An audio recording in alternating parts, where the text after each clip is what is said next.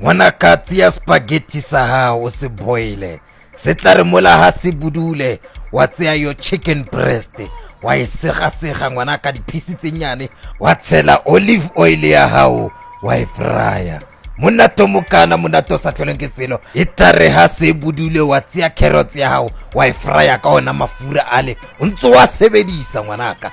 Then you slice your table celeries after you fry it ka ona mafura ale ntse fry ka ona carrots ngwanaka monato mokana monato sa tlholeng ke selo. Then you take your cabbage wa e frya le yona wa e chachamisa e re ch wa tseya olive oil ya hao ngwanaka wa tshela spice wa tshela sweet chili, salt and sosonyana ya hao e ona le yona monato mokara monato sa tlholeng ke selo. Then you are mixer